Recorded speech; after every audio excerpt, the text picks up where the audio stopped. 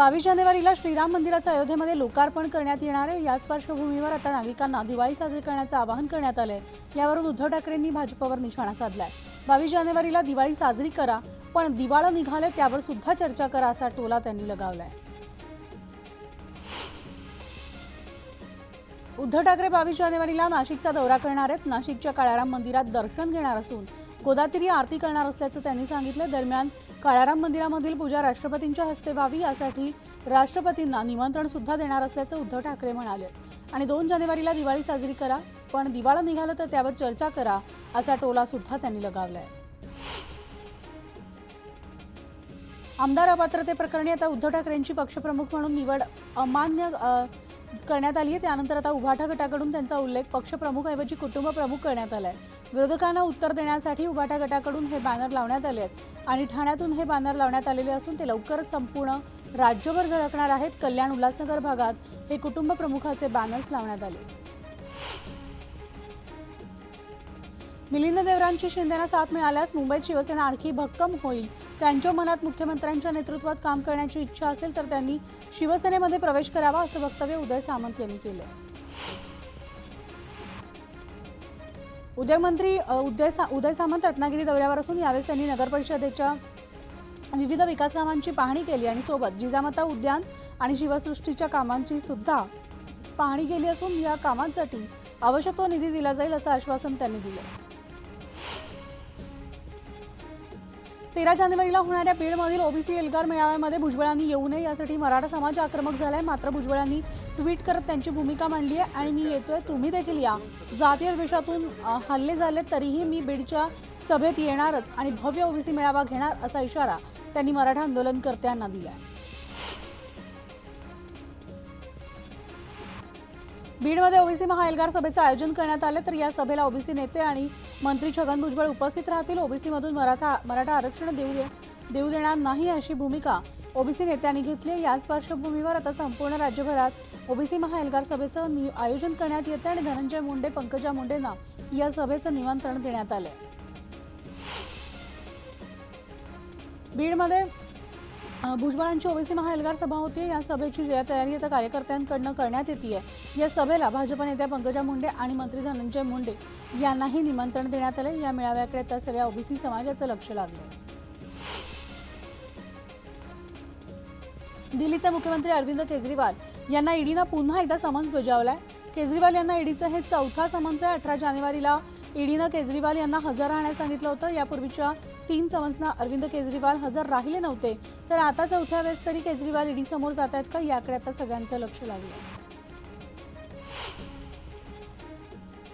लोकसभेच्या निवडणुकीच्या पार्श्वभूमीवर आता इंडिया आघाडीची बैठक पार पडणार आहे, तर ही बैठक ऑनलाईन पद्धतीनं पार पडेल आणि या बैठकीमध्ये जागा वाटपासंदर्भात चर्चा केली जाणार असल्याचं बोललं जातंय। दरम्यान बिहारचे मुख्यमंत्री आणि जेडीयू अध्यक्ष नितीश कुमार यांची समन्वयक म्हणून नियुक्ती केली जाऊ शकते। लोकसभा निवडणुकीच्या पार्श्वभूमीवर मुख्यमंत्री एकनाथ शिंदेंचा महाराष्ट्र दौरा सुरू आहे। शिवसंकल्प अभियानाच्या माध्यमातून ते मतदारसंघात जाऊन कार्यकर्ते आणि पदाधिकाऱ्यांशी संवाद साधतात। दरम्यान मुख्यमंत्री एकनाथ शिंदे बुलढाण्याचा दौरा करणार आहेत। चिखलीमध्ये ते जाहीर सभा घेणार असून कार्यकर्त्यांशी सुद्धा संवाद साधतील। आगामी निवडणुकीच्या पार्श्वभूमीवर आता मनसेचा पुण्यात आज मेळावा होणार आहे। राज्यभरामधील सरपंच आणि ग्रामपंचायत सदस्यांचा हा मेळावा होत असून मनसेचे अध्यक्ष राज ठाकरे या मेळाव्यामध्ये मार्गदर्शन करणार आहेत। तर मनसेच्या राज्यात सुमारे 3000 सरपंच आणि ग्रामपंचायत सदस्य असल्याचा दावा पक्षाच्या पदाधिकाऱ्यांकडून करण्यात आला आहे। पंतप्रधान नरेंद्र मोदी 19 जानेवारीला सोलापूर दौऱ्यावर येणार आहेत। त्यामुळे आता सगळ्या शासकीय यंत्रणा कामाला लागल्यात आणि पंतप्रधान मोदींच्या दौऱ्यादरम्यान चोख सुरक्षा व्यवस्था असावी, असे आदेश सुद्धा जिल्हाधिकाऱ्यांनी कार्यकर्त्यांना दिले।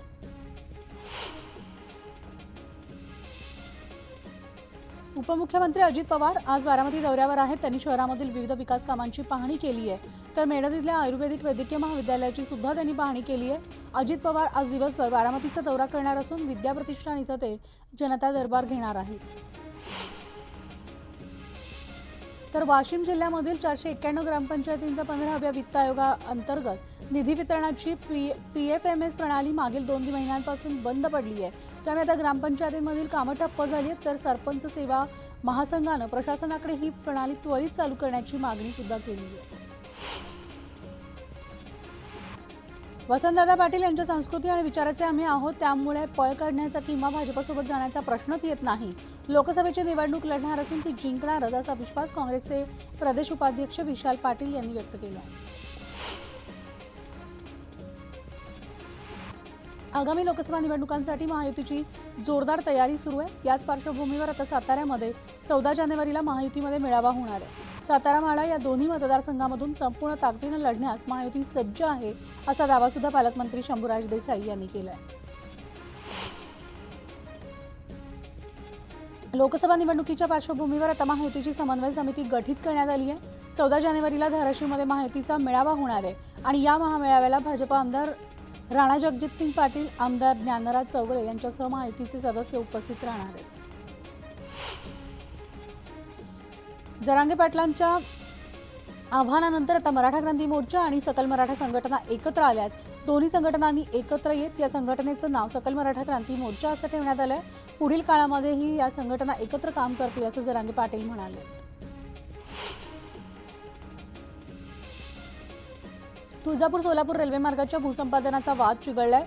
रेल्वे प्रशासन रेल्वेसाठी संपादित केलेल्या जमिनीचा भाव चुकीच्या पद्धतीनं देत असल्याचा आरोप शेतकऱ्यांनी जिल्हाधिकाऱ्यांसमोर करत आक्रोश केला आणि यावेळेस त्यांच्यासमोर विरोधी पक्षाचे आमदार कैलास पाटील उपस्थित होते. धाराशिव रेल्वेचं काम पूर्ण नसताना उद्घाटन करण्याची घाई कशाला केली असा सवाल आमदारांनी उपस्थित केला. फडणवीस आणि शिंदेंनी मराठा समाजाला सांगितलं म्हणून मराठा समाज ओबीसीमधून आरक्षण मागतंय. मराठा समाजाची सरकार दिशाभूल करते. केंद्रात आणि राज्यात सरकार असताना मराठा समाजाला आरक्षण आतापर्यंत द्यायला हवं होतं असा आरोप एकनाथ खडसेंनी सरकारवर केलाय. विधानसभा अध्यक्ष नार्वेकरांनी कायदेशीर बाबी पडताळून निर्णय घेतल्याचं मंत्री अनिल पाटील यांनी सांगितलंय. उद्धव ठाकरेंना विधिमंडळ कसं चालतं याचं ज्ञान नसल्यानं त्यांना टीका करण्याचा अधिकार नसल्याचा आरोप पाटलांनी केलाय. तसंच मोदींवर टीका करणाऱ्या राऊतांनी आपली योग्यता तपासून पाहावी असा टोला सुद्धा त्यांनी लगावलाय. जळगावमध्ये 14 जानेवारी रोजी महायुतीच्या मेळाव्याचं आयोजन करण्यात आलंय. त्या मेळाव्याच्या पार्श्वभूमीवर राष्ट्रवादीच्या अजित पवार गटाच्या वतीनं मंत्री अनिल पाटील यांच्या उपस्थितीत आढावा बैठक सुद्धा घेण्यात आली. तर भाजपवर केलेल्या आरोपानंतर राष्ट्रवादीच्या दोन्ही गटाचे नेते आमने-सामने आले. शरद पवार गटाचे एकनाथ खडसे आणि अजित पवार गटाचे नेते अनिल पाटील हे आपापसात भिडल्याचं पाहायला मिळालं. खडसेंनी केलेल्या टीकेला अनिल पाटलांनी चोख प्रत्युत्तर दिलं. लोकसभा उमेदवारीबाबत पक्षश्रेष्ठ निर्णय घेतील असं वक्तव्य भाजपचे आमदार राणा जगजितसिंग पाटील यांनी केलं. भाजपनं केलेल्या लोकसभेच्या जागाबाबतच्या सर्व्हेमध्ये आमदार राणा पाटील यांना देखील प्रथम पसंती मिळाली आणि याबाबत त्यांना विचारलं असता लोकसभेच्या जागेबाबत सगळे निर्णय पक्षश्रेष्ठी घेतील असं वक्तव्य त्यांनी केलंय. सुनील केदारांना विनापरवानगी रॅली काढणं चांगलंच भोवलंय. विनापरवानगी रॅली काढल्यामुळे सुनील केदार यांच्या 13 गाड्या पोलिसांनी जप्त केल्या आहेत आणि जप्त केलेल्या सगळ्या गाड्या धंतोली पोलीस ठाण्यामध्ये ठेवण्यात आल्या. तर बीडच्या टाकळसिंग गावामध्ये जलजीवन मिशनच्या योजनेचं लोकार्पण करण्यात आलं असून भाजपचे आमदार सुरेश धस यांच्या हस्ते ही योजना ग्रामपंचायतकडे हस्तांतरित करण्यात आली. त्यामुळे आता प्रत्येक घरात पाण्याची सोय होणार आहे. नागपूर आणि भंडारा जिल्ह्याच्या सीमेवर असलेल्या अंबोरा तीर्थक्षेत्र येथील वैनगंगा नदीवरील 176 कोटींच्या केबल स्टेड पुलाचं नितीन गडकरी आणि फडणवीसांच्या हस्ते लोकार्पण करण्यात येणार आहे. सोबत विविध विकास कामांचं भूमिपूजन सुद्धा यावेळी केलं जाणार आहे. पालघर जिल्हा परिषदेकडून ग्रामीण भागामधील महिलांना स्थानिक पातळीवर रोजगार निर्माण व्हावा यासाठी आता सरस महोत्सवाचं आयोजन करण्यात आलंय. या महोत्सवाचं उद्घाटन खासदार राजेंद्र गावित यांच्या हस्ते करण्यात आलंय आणि या महोत्सवाचा जास्तीत जास्त ग्रामीण भागातील महिलांनी फायदा घेत आपल्या वस्तूंची विक्री करावी असं आवाहन सुद्धा गावित यांनी केलंय. राज्य सरकारच्या सामायिक प्रवेश परीक्षा कक्षातर्फे सीईटी सेल 2024-25 या शैक्षणिक वर्षामध्ये विविध व्यावसायिक अभ्यासक्रमांसाठी होणाऱ्या त्या 16 सीईटींसाठी ऑनलाईन नोंदणी सुरू केली आहे. सीईटी सेलने या परीक्षांची तात्पुरत्या तारखा सुद्धा जाहीर केल्या आहेत. तर बदलापूर शहरामधील बॅरेज धरणामधील पाणीपुरवठा करणाऱ्या जलवाहिनीच्या देखभाल दुरुस्तीचं काम हाती घेण्यात आलं. त्यामुळे आता शहरातील पाणीपुरवठ्यावर परिणाम झालाय. अनेक भागांमध्ये पाणीटंचाईच्या झळा नागरिकांना सोसाव्या लागत आहेत. तर महाराष्ट्र जीवन प्राधिकरणाच्या कार्यप्रणालीबाबत नागरिकांनी नाराजी व्यक्त केली आहे.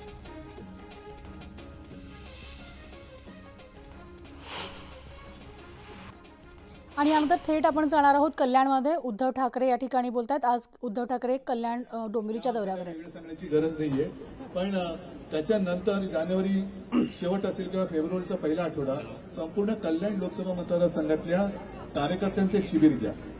ठीक आहे, बाकी जिंकणार,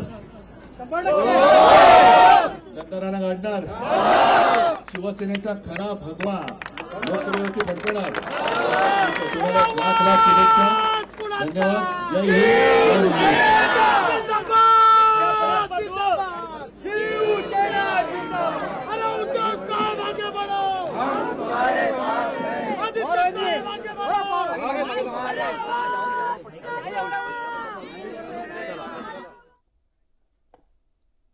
तर आपण पाहिलं उद्धव ठाकरे आज कल्याण डोंबिवलीच्या दौऱ्यावर आहेत. तिथल्या कार्यकर्त्यांशी ते संवाद साधणार आहेत. ते सविस्तर अपडेट्स पाहणार आहोत. वळूयात पुढच्या बातम्यांकडे.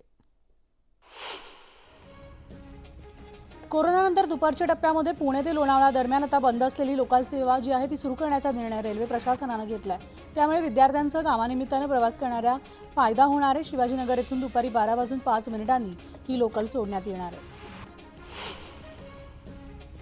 पंतप्रधान नरेंद्र मोदी यांच्या लक्षद्वीप भेटीनंतर तेथील पर्यटनाला चालना देण्यासाठी आता विमान कंपन्यांनी लक्षद्वीपसाठी विमानसेवा सुरू करण्याचे संकेत दिलेत. राम मंदिराच्या उद्घाटनाची तारीख जसजशी जवळ येते तसतशा अनेक विमान कंपन्या इथं हवाई सेवा सुरू करतात आणि स्पाइसजेट कंपनी लवकरच लक्षद्वीप अयोध्येसाठी विमानसेवा सुरू करणार आहे. पुण्यामधून दुबईसाठी थेट सेवा सुरू करण्यासाठी विस्तारा विमान कंपनीने आता प्रयत्न सुरू केलेत. या संदर्भामध्ये सरकारी यंत्रणेच्या परवानगीची आता कंपनीला प्रतीक्षा आहे. आजच्या घडीला पुण्यामधून केवळ स्पाइसजेटचं एकच विमान दररोज पुणे दुबई मार्गावर उड्डाण करतं आणि विस्तारा कंपनीला ही परवानगी मिळाल्यास हे दुसरं विमान पुण्यामधून थेट दुबईसाठी उड्डाण करू शकेल आणि या संदर्भात कंपनीनं परवानगी प्राप्त करण्यासाठी अर्ज केलाय. तर महानगरपालिका लौकिक असलेल्या मुंबई पालिकेच्या मुदत ठेवी 86,401 कोटींवर गेल्यात आणि ही रक्कम 32 विविध बँकांमध्ये मुदत ठेवी स्वरूपामध्ये ठेवण्यात आली आहे. तर या मुदत ठेवींची 2021-22 या आर्थिक वर्षाशी तुलना केली असता 2022-23 या आर्थिक वर्षात यामध्ये 5,289 कोटींची घट दिसून आली आहे. मुंबई महापालिकेनं मुंबई हिरवीगार करण्याचा संकल्प केला. या अंतर्गत उद्यानं, मैदानं आणि मोकळ्या जागांवर मोठ्या प्रमाणावर वृक्षारोपण केलं जाणार आहे. त्यासाठी 15व्या वित्त आयोगानं मंजूर केलेल्या 48 कोटी रुपयांपैकी 10 कोटी रुपये खर्च केले जाणार असून या माध्यमातून एकूणच हरित क्षेत्र वाढवण्याचं उद्दिष्ट ठेवण्यात आलं. चालू वित्त वर्षामध्ये आतापर्यंत शुद्ध थेट कर संकलन 19.41% वाढ होऊन 14.70 लाख कोटी रुपये झाले. संपूर्ण वर्षाच्या कर संकलन उद्दिष्टाच्या तुलनेत हा आकडा आता 81% आहे आणि चालू वित्त वर्षात थेट करामधून 18.23 लाख कोटी रुपये संकलित करण्याचं उद्दिष्ट सरकारनं निश्चित केलंय. तर वस्तू आणि सेवा करांची चोरी थांबवून महसूल वाढवावा यासाठी जीएसटी गुप्तचर विभागाकडून कारवाई धडाका सुरू आहे. 2023 या वर्षात विभागानं 1.98 लाख कोटींची करचोरी उघडकीस आणली. केंद्र सरकारचा महसूल बुडविणाऱ्या 140 जणांना अटक करण्यात आली आहे, अशी माहिती अर्थ मंत्रालयाकडून नुकतीच देण्यात आली आहे. तर मुंबईमध्ये जमा होणाऱ्या सुमारे 60 ते 65% ओल्या कचऱ्याची विल्हेवाट लावण्यासाठी येत्या वर्षभरात देवनार डम्पिंग ग्राउंडवर बायोगॅस प्रकल्प उभारण्याचा निर्णय पालिकेनं घेतलाय आणि या प्रकल्पामध्ये पहिल्या टप्प्यात 1000 मीटर ओल्या कचऱ्यावर प्रक्रिया करून बायोगॅस तयार केला जाणार आहे. यासाठी महानगर गॅस कंपनीशी करार सुद्धा करण्यात आला आहे. किरकोळ महागाई दरानं सरलेल्या डिसेंबर महिन्यामध्ये 4 महिन्यांमधील उच्चांकी पातळी गाठलेली असून तो 5.69% पोहोचल्यानं सरकारी आकडेवारीनं स्पष्ट झालं. त्यामुळे खाद्यवस्तूंच्या विशेषतः भाज्यांच्या किमती कडाडल्यानं ही वाढ झाली आहे. तर किरकोळ महागाई दर आधीच्या नोव्हेंबर महिन्यामध्ये 5.55% आणि गेल्या वर्षी याच महिन्यात म्हणजे डिसेंबर 2022 मध्ये 5.72% इतका होता. राज्यात कोरोनाचे 95 नवे रुग्ण सापडले. त्यामध्ये मुंबईमधील 27, पुण्यामधील 13 आणि नवी मुंबईमधील 9 रुग्णांचा समावेश आहे. राज्यात गेल्या 24 तासामध्ये 11,638 चाचण्या करण्यात आल्या. सक्रिय रुग्णांची संख्या आता 773 इतकी झाली आहे. मध्य रेल्वेच्या मुख्य मार्गिकेवरील विविध अभियांत्रिकी आणि देखभालीची कामं करण्यासाठी आज रात्रकालीन ब्लॉक असणार आहे आणि हार्बर मार्गावर आणि पश्चिम रेल्वेवर रविवारी दिवसकालीन ब्लॉक घेतला जाणार आहे. हार्बर मार्गावर वडाळा रोड ते मानखुर्द आणि डाऊन मार्गावर हा ब्लॉक असेल. तर मुंबईमध्ये कमाल तापमानाचा पारा अजूनही वाढ चढा असून पहाटे धुकं आणि दुपारी उन्हाचा चटका असं वातावरण अनुभवायला मिळतं. शुक्रवारी वातावरणात उष्मा जाणवतोय. हवामान विभागानं दिलेल्या माहितीनुसार पुढील 2 दिवस तापमानात वाढ होणार आहे, तर पारा 35 अंश सेल्सिअस पर्यंत जाण्याचा अंदाज आहे आणि त्यामुळे मुंबईकरांना उकाडा सहन करावा लागणार आहे. छत्रपती संभाजीनगरमधल्या पैठण तालुक्यामधल्या 150 गावांमध्ये तुरीचं पीक घेतलं जाते. पारंपरिक पिकाला आता फाटा देत तूर लागवडीची प्रयोग या ठिकाणी यशस्वी झालेत. त्यामुळे शेतकऱ्यांनी आपला आनंद व्यक्त केला. नववर्षाच्या सुरुवातीला कांद्याच्या दराबाबत ग्राहकांना दिलासा मिळाला. सध्या बाजारामध्ये हंगामातील नवीन कांद्याची आवक सुरू आहे आणि या कांद्याच्या दररोज सरासरी 100 गाड्या एपीएमसी मार्केटमध्ये दाखल होतात. त्यामुळे आता कांद्याचे दर नियंत्रणात आले.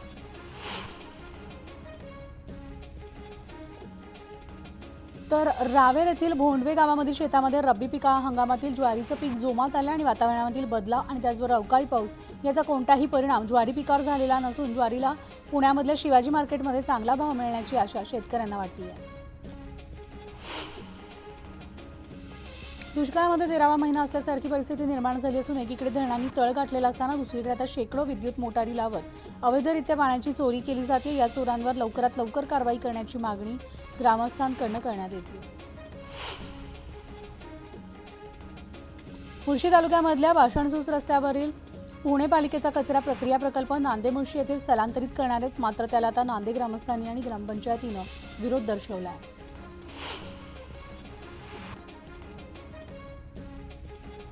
तर आता वाशिम जिल्ह्यामधल्या 491 ग्रामपंचायतींचा 15व्या वित्त आयोगाअंतर्गत निधी वितरणाची पीएमएफएस प्रणाली मागील 2 महिन्यांपासून बंद आहे. त्यामुळे आता 491 ग्रामपंचायतींची कामं ठप्प झाली आहेत. तर ही सेवा महासंघानं तत्काळ चालू करावी अशी मागणी केली जाते. अमरावतीमध्ये शेकडो अंगणवाडी सेविका आणि मदतनीस बेमुदत संपावर आहेत. तर मानधनामध्ये वाढ व्हावी तसंच शासकीय नोकरीचा दर्जा मिळावा या प्रमुख मागण्यांसाठी आंदोलन सुरू आहे. त्यामुळे आता जोपर्यंत सरकार यावर तोडगा काढत नाही तोपर्यंत माघार नाही असा आक्रमक पवित्र अंगणवाडी सेविकांनी घेतला.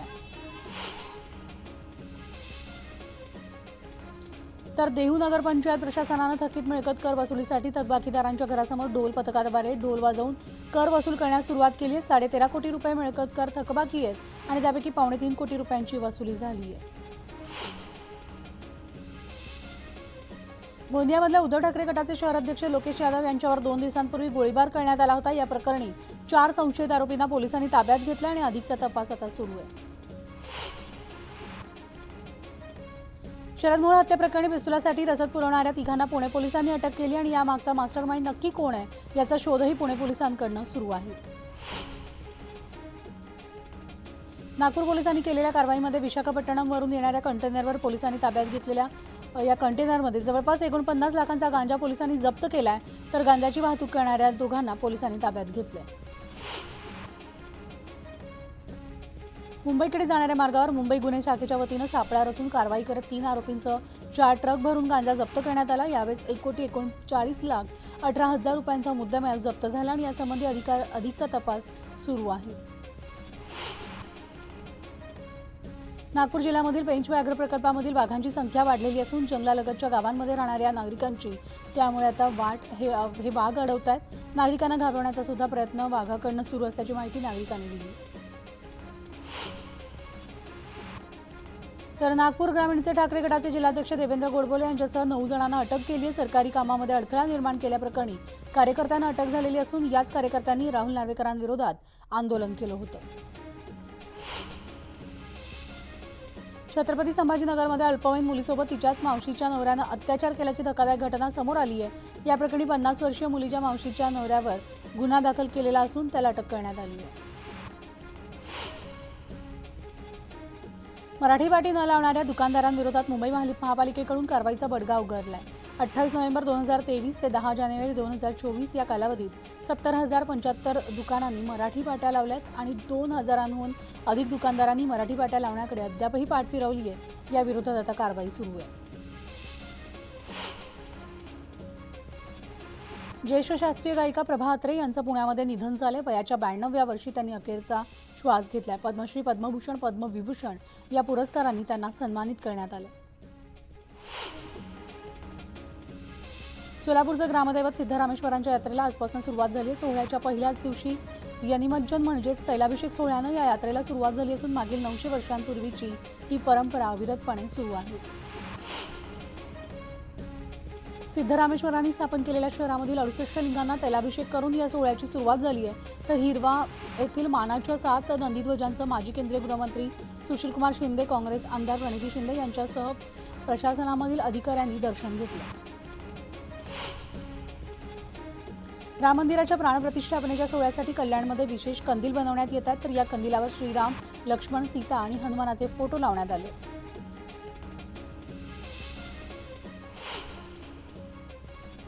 आणि या बातम्यांचा बुलेटिनमध्ये वेळ झाली. तेच थांबण्याची ताज्या घडामोडींसाठी तुम्ही पाहत राहा न्यूज 18 लोकमत.